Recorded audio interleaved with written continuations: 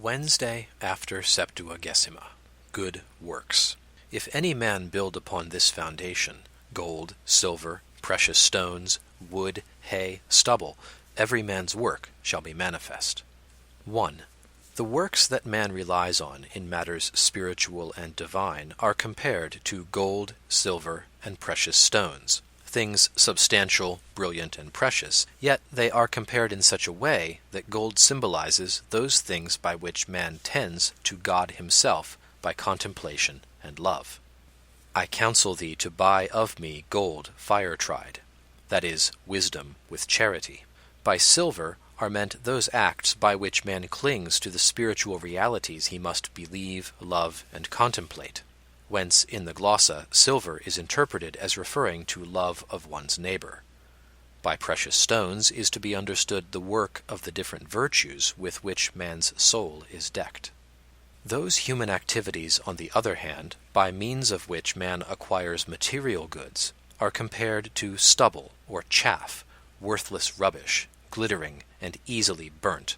There are, however, grades in this rubbish, some things being more stable than others, some things more easily consumed than the rest.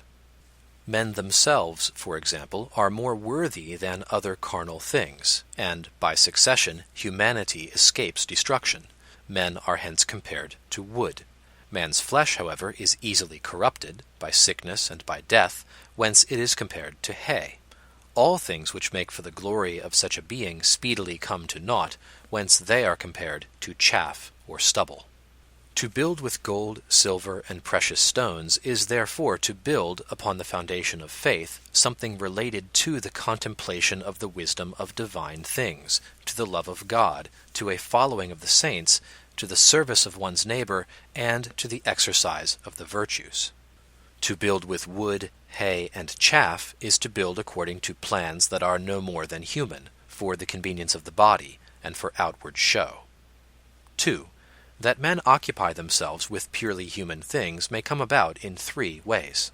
First, they may place the whole ultimate purpose of their life in the satisfaction of bodily needs. Now, to do this is a mortal sin, and therefore in this way a man does not so much build as destroy the foundation, and lay another of a different kind. For the end or ultimate purpose is the foundation in all that relates to desires. Second, they may, in using purely corporeal things, have nothing else in view but the glory of God. In this case, they are not building with wood, hay, and chaff, but with gold, silver, and precious stones. Third, although they do not place in purely corporeal things the ultimate purpose of life, nor because of them will to act against God, they are more influenced by these things than they ought to be. The result is that they are thereby held back somewhat from a care for the things that are God's, and thus they sin venially. And it is this which is really meant by the phrase about building with wood, hay, and chaff, because activities that relate merely to the care of earthly goods have about them something of a venial fault, since they provoke a love of earthly things that is greater than it should be.